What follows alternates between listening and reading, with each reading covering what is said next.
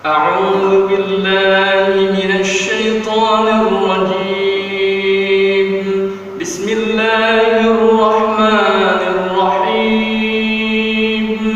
يا أيها الذين آمنوا استجيبوا لله وللرسول إذا دعاكم لما يحييكم واعلموا أن الله يحول بين المرء وقلبه وأنه إليه تحشرون واتقوا فتنة لا تصيبن الذين ظلموا منكم خاصة واعلموا أن الله شديد العقاب. صدق الله العظيم.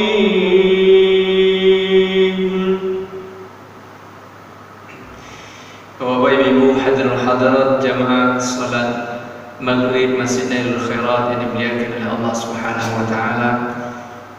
Kita lanjutkan pembahasan kita masih fikih salat nih. Malam hari ini kita masuk pembahasan tentang salat-salat sunnah. Salat-salat sunnah. Para ulama Bapak Ibu membagi salat sunnah itu terbagi pada dua kelompok, ya, dua kategori atau dua golongan atau dua jenis. Itu salat sunnah rawatib dan salat sunnah ghairu rawatib. Salat sunnah rawatib artinya salat-salat sunnah yang waktu pelaksanaannya terkait dengan salat wajib, mengikuti sebelum atau sesudah salat wajib. Sementara salat sunnah ghairu rawatib itu salat yang pelaksanaannya tidak terkait dengan salat wajib. Nah, salat sunnah rawatib yaitu salat sunnah yang pelaksanaannya mengikuti sebelum atau sesudah salat wajib itu terbagi dua lagi, yaitu salat sunnah yang muakkadah atau ada yang muakkad. Lebih tepatnya sebenarnya muakkadah dalam bahasa Arab supaya mutabaqah, karena salat sunnah itu muannas maka naatnya juga harus muannas, maka muakkadah, salat sunnah muakkadah, ya. Itu yaitu salat sunnah yang boleh dikatakan tidak pernah ditinggalkan Rasulullah, ya tentu kecuali ketika berada di perjalanan atau dalam perang sebagainya. Tapi dalam kondisi normal bisa dikatakan Rasul tidak pernah meninggalkannya, sehingga menurut para ulama ini artinya sangat ditekankan sekali, hampir-hampir mendekati wajib, kira-kira. Muakkad itu artinya sangat ditekankan, akkad yuakkidu ta'kidan. Muakkad artinya yang sangat ditekankan. Ini sebutan ulama, ya. Dalam hadis nggak ketemu kita kata-kata ini. Ini ulama mengkategorikan salat itu demi memudahkan kita melaksanakannya, supaya kita tahu beda-bedanya, maka para ulama bagi begitu. Ada salat muakkadah yang sangat ditekankan, yang boleh dikatakan Rasul hampir tidak pernah meninggalkannya, dan ada yang salat sunnah ghairu muakkadah yang tidak terlalu ditekankan. Rasul kadang-kadang melakukan, kadang-kadang tidak. Dan dalam hadis tentang pelaksanaannya pun Rasul menunjukkan isyarat bahwa ini tidak seperti salat yang muakkadah. Nah, salat sunnah rawatib yang muakkadah apa saja? Ada 12 rakaat totalnya. Berdasarkan hadis yang diriwayatkan Imam At-Tirmidzi dan disahihkan oleh Syekh Al-Albani, Rasul bersabda, "Man thabara ala 12 raka'atan min as-sunnati banallahu lahu baitan fil jannah." Siapa yang sabar merutinkan ala 12 raka'ah, merutinkan 12 rakaat minas sunnah, dari salat-salat sunnah, banallahu lahu baitan, maka Allah akan bangunkan baginya rumah di surga. Nah, jadi Bapak Ibu, biarlah di rumah, di dunia rumah biasa-biasa saja, bahkan mungkin tidak punya rumah, mengontrak dan sebagainya. Asal mudah-mudahan insya Allah dapat di kita rumah di Saruko. Dan kalau punya rumah di Saruko, Allah pula yang bangunkannya, pasti rumah itu sangatlah mewah. Ini yang bangunkan Allah, bukan developer ya. Kalau developer atau itu semewah apapun tetap bikinan manusia. Kalau Allah bangunkan rumah di surga, pasti rumah itu sangatlah indah. Maka apa yang fintai asyrata rakaat itu, yang 12 rakaat itu, arba'a raka'atin qabla zuhri, 4 rakaat sebelum zuhur, wa raka'ataini ba'daha, dan 2 rakaat setelah zuhur, wa raka'ataini ba'dal maghrib, dan 2 rakaat setelah maghrib, wa raka'ataini ba'dal isya, dan 2 rakaat setelah isya, wa raka'ataini qabla al-fajri, dan 2 rakaat sebelum fajar. Ya. Ini diulang lagi kesimpulannya. Kalau tadi berdasarkan hadis ini diuraikan 4 rakaat sebelum zuhur, 2 rakaat setelah zuhur, 2 rakaat setelah maghrib, 2 setelah isya, 2 rakaat sebelum subuh. Bakul zuhur mulainya ya, karena dalam hadis dimulai dengan zuhur. Ya. Sebenarnya bisa saja dihitung dari subuh, ya, mulai dari isya juga nggak salah. Itu cuma masa hitung. Tapi dalam hadis yang diriwayatkan oleh At-Tirmidzi, Rasul memulai menyebutkannya dari arba'a raka'atin qabla zuhri, 4 rakaat sebelum zuhur dan seterusnya. Nah, Ambo tidak sempat menyalinkan ya ke PowerPoint bahwa nanti kalau bapak-bapak yang punya akses internet Android tentu cepat bisa mengakses. Itu sudah banyak ya artikel ditulis oleh para ulama. Tulis saja salat sunnah rawatib, itu banyak artikel muncul ya. Ini masing-masing sholat ini, zuhur, yang maghrib, isya, yang subuh, itu ada lagi penguatnya yang lain. Nah, tidak sempat mau selinkan di sini. Misalnya yang sangat bombastis itu adalah misalnya hadis sahih dari Imam Muslim. Rasul bersabda, raka'atul fajri khairun minad dunya wa ma fiha. 2 rakaat sebelum fajar, 2 rakaat salat fajar, maksudnya 2 rakaat sebelum subuh itu. Rakaat al-fajr itu maksudnya salat sunat 2 rakaat di waktu fajar, yaitu sebelum subuh, bukan subuh itu saja, tapi rakaat al-fajr disebutkan hadis ini. Rakaataini qabla al-fajr maksudnya 2 rakaat sebelum subuh maksudnya. Sebelum fajar di sini maksudnya. Jadi itulah bentuk tidak cukup seseorang berilmu hanya dengan membaca hadis. Dia harus belajar bahasa Arab, dia harus belajar ulumul hadis sehingga tahu maksud hadis seperti apa. Di sini kan qabla al-fajr, berarti enggak begitu maksudnya. Memang meskipun tadi qabla al-fajr, tapi al-fajr di sini masih as-subh, 2 rakaat sebelum subuh. Nah, itu dikaitkan dengan hadis lain, rakaat al-fajr khairun minad dunya wa ma fiha. 2 rakaat sebelum subuh setelah fajar masuk maksudnya. Jadi bukan sebab ada orang yang ragu, ada sebagian orang yang ragu 2 rakaat fajar itu maksudnya apa? Sebelum fajar itu seperti apa? Maksudnya fajar sudah terbit, waktu subuh sudah masuk, tapi sebelum langsung subuh. Ya itu sudah sebelum subuh itu sendiri gitu ya. Cuman kadang-kadang meskipun lah biasa ketika mendengar lagi keterangan-keterangan ragu lah balik. Nah, ini perlu coba ngaji. Kita ulang-ulang balik. Kata Rasul, siapa yang melaksanakan 2 rakaat sebelum subuh itu baginya pahala lebih baik daripada dunia dan seisinya. Khairun minad dunya wa ma fiha. Lebih baik daripada dunia dan seisinya. Hadis sahih dari Imam Muslim. Karena itu kemudian kalau kita baca lagi hadis yang lain dalam kitab Sayyid Fiqhus Sunnah, Fadilatul Syekh Sayyid Sabiq rahimahullah menambahkan lagi hadis bahwa Rasul mengajarkan kalau ketinggalan kita 2 rakaat sebelum subuh itu dalam jago misalnya, atau lagi jago capek cuma paling sakit, terus lah tadanga qomat kemudian kita ke masjid, ketinggalan sempat salat subuh, salat 2 rakaat sebelum subuh, maka diqadha setelah salat subuh. Itu boleh. Cuman kalau dilakukan di masjid hati-hati. Mungkin kalau ada jamaah belum paham, kau dikira boleh baru sunat. Kalau tidak mengerti nanti khawatir. Maka kalau mau melakukan seperti itu mungkin sebaiknya di rumah. Tapi kalaupun nanti kita akan bahas ada salat isyraq namanya. Kalaupun tetap akan melakukan di masjid, maka kalau dia nampak ragu-ragu nanti dia tahu. Aku salat mengqadha tadi. Begitu. Setelah zikir doa saya, mau tadi sempat salat qabliyah, dalam hadis Rasul mengatakan boleh bahkan disuruh untuk mengqadha salat fajar itu setelah salat subuh. Maka itulah dalilnya. Rasulullah SAW sendiri yang mengajarkan itu. Kemudian itu tentang utama salat fajar. Juga ada hadis tentang orang yang melaksanakan, yang melazimkan salat sunnah 4 rakaat sebelum zuhur, maka diharamkan baginya neraka. Sampai begitu ya. Jadi ada lagi banyak hadis lain yang menekankan tentang salat sunnah rawatib yang muakkadah ini. Baik, maka mudah-mudahan kita bisa berusaha untuk memenuhi ini. Kalau kita baca riwayat para salafus saleh, mereka ketika mendengarkan hadis ini disampaikan, maka sejak saat itu saya tidak pernah lagi meninggalkan 12 rakaat salat itu, kata mereka. Nah, itu begitulah kuatnya keimanan mereka. Ini memang masalah iman.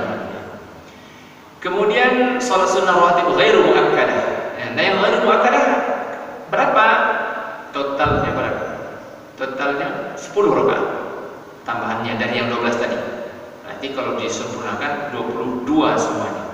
Yaitu tambahan 2 rakaat selain 2 rakaat ba'diyah zuhur yang muakkadah tadi. Jadi kalau ingin kita tambah lagi setelah salat zuhur 2 rakaat, tambah lagi 2 rakaat, maka yang 2 rakaat tambahnya itu ghairu muakkadah. Rasul tidak terlalu menekankan dan juga tidak selalu melakukannya, tapi boleh dilakukan, itu baik. Mohon maaf tidak sempat aku tuliskan, mau salinkan hadisnya ke sini. Kemudian dalam kitab Fiqhul Islamiyya Ustaz Sulaiman Rashid insyaallah ada itu. Kemudian 4 rakaat sebelum asar. Jadi sebelum asar salat sunat 4 rakaat itu juga sunnah tapi ghairu muakkadah. Kata Rasul, liman syaa, bagi yang mau silahkan. 4 rakaat itu berapa? 2-2. Ya bukan sekali sampai. Matna 2 rakaat. Nah kalau tidak sempat 4 rakaat cuma sampai 2 bagaimana? Boleh, 2 juga boleh. Tetapi kalau Rasul mengajarkan bagusnya 4, walaupun itu tidak terlalu ditekankan. Yang berikutnya 2 rakaat sebelum maghrib. Kalau di Siko 2 rakaat sebelum maghrib ada. Alhamdulillah, bagus, alhamdulillah, itu bagus sekali. Ada di sebagian masjid itu bertangka-tangka dulu pengurus dan jamaah untuk melakukan itu, padahal ini salat yang bagus sekali. Bagus. Jadi alhamdulillah kalau di masjid Al-Ikhlas sudah buka, itu bagus sekali. 2 rakaat sebelum maghrib itu bagus walaupun tidak sangat ditekankan.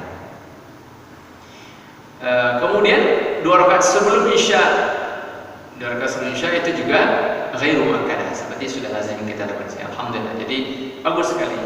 Memang cuman mungkin karena kondisi tertentu di sebagian tempat tidak diberi waktu untuk sholat seperti ini. Anda tahu mungkin karena di situ orang sangat sibuk lah seluruhnya sehingga terkajak-kajak aja salat. Ya, saudara-saudara adzan langsung qomat, padahal sebenarnya ya tentu sangat baik. Apalagi Bapak Ibu antara adzan dan iqamah itu waktu yang mustajab, sangat bagus untuk berdoa. Apalagi kalau kita berdoa ketika sujud, wah itu berlipat-lipatlah keutamaan doa. Sudah dalam antara adzan dan iqamah, ketika sujud pula atau ketika sebelum salam, seperti yang kita bahas, sebelum salam di tahiyat terakhir, di tahiyat akhir salat sunnah 2 rakaat itu sangat luar biasa keutamaan kalau kita berdoa di situ, sebagaimana Rasul menegaskan dalam hadis. Kemudian keutamaan salat malam, meskipun di sini disebut salatul lail, dalam istilah yang lain disebut qiyamul lail. Qiyamul lail itu ya mendirikan malam-malam hari, termasuk seperti qiyam Ramadan, salat tarawih. Maka secara bahasa, jadi secara dalam bahasa Arab kata hajada atau tahajjada ya tahajjadu tahajjudan itu maksudnya adalah melakukan ibadah salat setelah bangun tidur. Maka salat tahajjud min laili fatahajjad bihi nafilatan lak, surah Isra. Itu maksudnya kepada Rasul Allah perintahkan untuk menyediakan waktu-waktu malam beliau untuk tahajud, sehingga karena itu bagi Rasul salat tahajud itu menjadi wajib. Tetapi bagi kita itu sunnah. Tetapi sunnah yang sangat ditekankan yaitu sunnah muakkadah, sunnah yang sangat ditekankan, salat tahajud ini. Nah, maka Bapak Ibu, kalau mau setelah salat Isya sebelum tidur jam 9, jam 10, jam 11 mau salat sunnah, boleh. Itu namanya salatul lail atau qiyamul lail. Tetapi kalau ingin dapat pahala yang lebih besar, maka bagusnya apa? Tidur lebih awal, salat Isya, salat sunnah 2 rakaat, kemudian mungkin jam 9 atau jam 10 tidur, bangun jam 2 atau jam 3. Itulah yang salat tahajud yang pahalanya sangat besar dan merupakan afdhalus salat, salat yang paling utama ba'dal fardhah, setelah salat wajib. Jadi tetap dibanding salat wajib tetap utama salat wajib ya. Ayo, ini kadang-kadang bisa kalau ada yang masih ragu gitu dalam hal prioritas, jangan sampai demi mengejar yang sunat tinggal yang wajib gitu ya. Yang wajib tetap paling tinggi, lalu setelah itu salat sunnah. Nah, salat sunnah yang paling dekat levelnya ke wajib adalah salatul lail. Dalam hadis hasan yang disahihkan oleh Imam Al-Albani, oleh Syekh Al-Albani, Rasul juga diriwayatkan bersabda, "Alaikum biqiyamil lail, fa innahu da'bus salihin qablakum wa huwa qurbatun ila rabbikum wa kafaratun lis-sayyi'at wa manhajun 'anil itsm." Alaikum, hendaklah kamu biqiyamil lail, mendirikan malam-malam hari, melakukan salat malam. Fa innahu da'bus salihin, karena itu merupakan kebiasaannya orang-orang soleh. Jadi Bapak Ibu, kalau kita belum masih barik salat malam, salat tahajud dan salat malam, itu berarti ciri-ciri kesolehan belumlah cukup kuat pada diri kita. Ini evaluasi diri yang pribadi dan kita sama-sama. Kalau masih sangat jarang atau masih sangat barik salat malam, itu berarti ciri-ciri kesolehan pada diri kita masih cukup berat hati orang. Karena sudah katakan, fa innahu da'bus salihin. Salat malam itu kebiasaan orang soleh. Nah, kalau itu salat malam kita belum, berarti ada kebiasaan orang soleh yang belum kita lakukan. Jadi, apakah saya orang soleh? Bahkan untuk level soleh saja, itu kalau surah An-Nisa kan Allah bagi level manusia kalau dibagi kategori besar, kategori ganda saja kan sampai Nabi, As-Siddiqin, Asy-Syuhada, As-Shalihin. Nah, As-Shalihin saja itu masih banyak di antara kita yang mungkin masih mengabaikan amal-amal utamanya. Lalu wa huwa qurbatun ila rabbikum, salat malam, salat tahajud itu atau salat qiyamul lail itu adalah cara qurbah, cara mendekatkan diri kepada Rabbikum, kepada Allah. Wa mukaffiratun lis-sayyi'at, dan ini merupakan amal yang mukaffirah. Kafarah itu menghapuskan. Orang kafir apa itu? Orang kafir itu menghapuskan. Kafir itu berarti menutup pintu dari hidayah. Orang kafir itu artinya orang yang menutup dirinya, pintu hatinya dari hidayah. Mukaffirah itu artinya menutup atau menghapuskan as-sayyi'at. Jadi dosa-dosa kita, dosa-dosa yang kita lakukan sepanjang hari, tidak ada di antara kita yang bebas dari dosa saja, dari jago lalu sampai lalu balik. Macam-macam dosa, bangi ke istri, bangi ke anak, terlambat datang ke rajo, bagunjing, macam-macam gitu ya, sombong, iri, meremehkan orang, bakhil, sampai yang besar dan sebagainya. Maka itu ini dosa-dosa kecil maksudnya nih. Jadi sayyi'at itu maksudnya dosa-dosa kecil. Bukan berarti untuk diabaikan ya, bukan untuk diabaikan, tetapi memang dalam Islam antara al-kabair dan as-shaghair itu bagaimanapun dibedakan oleh para ulama. Nah, ini maksudnya adalah untuk menghapus dosa-dosa yang kecil. Tapi kalau dosa membunuh, berzina, syirik, durhaka pada orang tua dan sebagainya, itu nggak cukup kalau hanya dengan ini. Itu harus dengan taubat nasuha. Mukaffirat wa mukaffiratun lis-sayyi'at, maka salat malam itu juga mampu menghapuskan dosa-dosa yang kita lakukan. Wa manhajun 'anil itsm, dan juga manha itu artinya di sini tidak tergambar dalam artinya ya. Mohon maaf, kita cepat cek ini dan bersalin dari sebuah artikel. Manhajun 'anil itsm, mencegah dari perbuatan dosa. Kalau salat malam, Bapak Ibu, itu hari-hari itu, hari besoknya kalau ada dorongan ingin berbuat dosa, macam-macam berbuat dosa, itu terkadang ya pula memulai hari dengan salat malam, masa pengerjaan dosa jo hariku. Kira-kira begitu pikiran yang akan lahir dalam diri kita ketika kita sudah memulai hari, bangun lebih awal, salat qiyamul lail, tahajud pula, insyaallah akan lebih terjaga diri dari hari sehari itu dari melakukan perbuatan. Jadi mukaffaratul lisayyan, dosa yang sehari kemarin dihapuskan, dosa yang akan terbikin akan tercegah insyaallah kalau salat malamnya benar. Maksudnya kalau salat malamnya betul-betul dengan pemahaman, bukan seperti salat malamnya artis ya. Itu artis orang banyak yang salat malam. Saya bangun tadi malam, saya betul-betul bermain menangis, tapi buka aurat jalan jauh. Dan main film laki-laki baru padahal bukan suami istri, ya, main juga peluk-pelukan macam mana, bukan salat malam artis ya, salat malam orang soleh. Kalau salat malam artis itu entah apa, tapi walaupun tetap bagus itu, mudah-mudahan itu jalan dia menuju terbukanya pintu hidayah, tetapi bukan contoh seperti itu yang kita inginkan. Berikutnya salat sunnah ghairu rawatib yang juga sangat dianjurkan adalah salat witir. Rasul bersabda, "Ij'alu akhir salatikum bil-laili witran." Jadikanlah salat penutup malam kamu, kata Rasul, adalah salat witir. Salat witir itu salat yang jumlah rakaatnya ganjil, 1 rakaat, 3 rakaat, 5 rakaat, 7 rakaat, 9 rakaat, paling banyak 11 rakaat. Jadi witir itu 11 rakaat. Nah, kalau 11 rakaat baca caranya 2 2 2 2 1 ya. 2 5 kali jamak 1 ujung atau 4 4 3. Itu salat witir yang 11. Kalau yang 9 terserah, bisa 2 2 2 1, 2 kali MP tambah 1, bisa juga 2 kali 4 kali 2 ya tadi. Bisa juga 2 kali 4 tambah 1. Yang jelas tidak langsung 9 gitu ya. Dia tetap mazna arba. 2 atau 4 paling banyak sekali melaksanakan lalu ditambah 1 dulu. Atau sekaligus kalau yang akan sekaligus paling banyak 3 ya. 3. Itu boleh sekaligus 3 seperti kita lakukan di bulan Ramadan. Kemudian salat duha.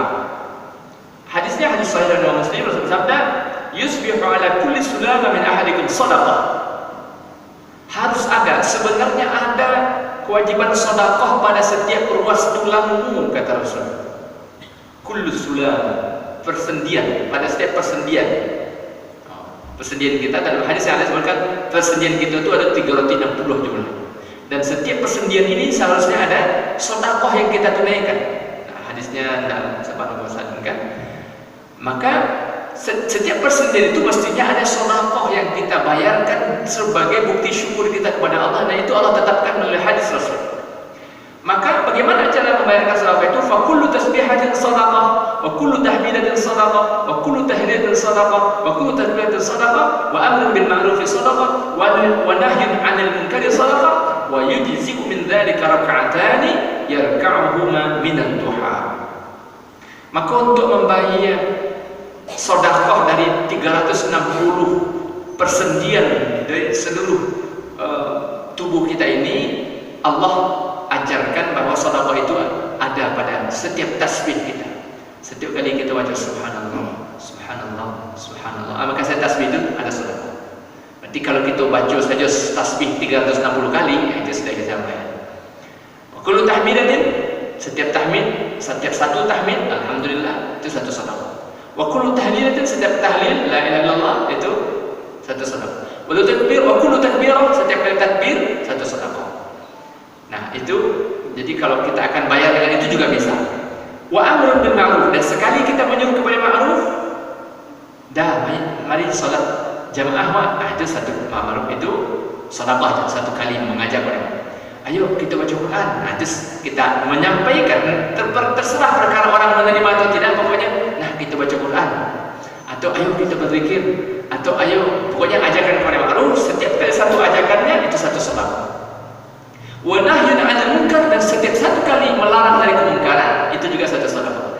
Tetapi di antara dari semua macam-macam sedekah untuk membayar hutang kita kepada Allah dan pada nikmat persendian itu, kata Rasul, wa yujzi'u min dzalika rak'atani yarka'uhuma min ad-duha.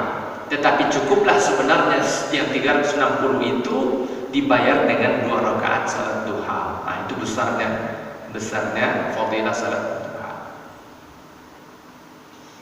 Nah, terakhir yang kita bahas di sini, sebenarnya banyak salat yang lain, termasuk salat tahiyatul masjid, ada salat sunnah mutlak, ada salat istikharah, ada salat hajat, macam-macam.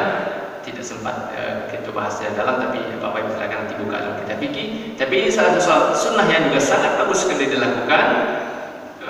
Minimal ya sekali sepekan lah kalau bisa kita dapatkan ini, yaitu apa? Salat sunnah isyraq. Salat sunnah isyraq. Dalilnya hadis yang diriwayatkan oleh At-Tirmidzi, dihasankan dari Imam Albani, oleh Syekh Albani. Rasulullah sabda, "Man shallal ghadata fi jama'atin, thumma qa'ada likullah hatta tatlu'a asy-syams, thumma shalla rak'atain, kanat lahu ka'ajri hajjatin umrah." Dalam riwayat disebutkan tambah dengan kata tamah. Siapa yang sholat subuh berjamaah di masjid maksudnya, bukan di rumah. Berjamaah di istri, tidak, di masjid maksudnya. Thumma qa'ada yadhkurullah hatta tatlu'a asy-syams. Kemudian dia tetap duduk di masjid itu, tetap berada di masjid maksudnya, mau duduknya pindah atau apa saja boleh, tapi tetap ada di masjid. Hatta tatlu'a asy-syams, sampai terbit matahari. Thumma shalla rak'atain, lalu dia salat 2 rakaat setelah terbit matahari itu. Kanat lahu ka'ajri hajjatin umrah tamah, maka dia dapatkan pahala seperti pahala haji dan umrah sempurna.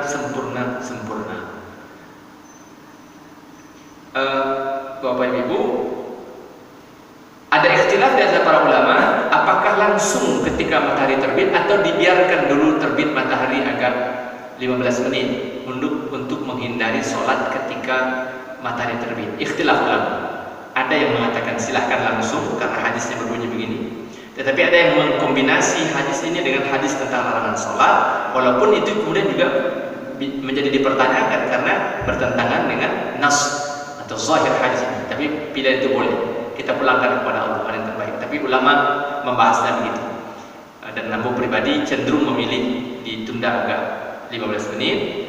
Insya Allah masih termasuk dalam kategori di sini, supaya kita terlepas dari kekhawatiran sholat ketika matahari persis waktu terbit, karena itu waktu terlarang. Lalu kita sholat rakaat, maka sempurnalah pahalanya seperti, maka kita dapatkan insya Allah pahala seperti pahala haji dan umrah.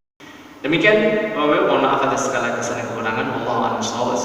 Subhanakallahumma wa bihamdika, asyhadu an la ilaha illa anta, astaghfiruka wa atubu ilaik. Wassalamualaikum warahmatullahi wabarakatuh.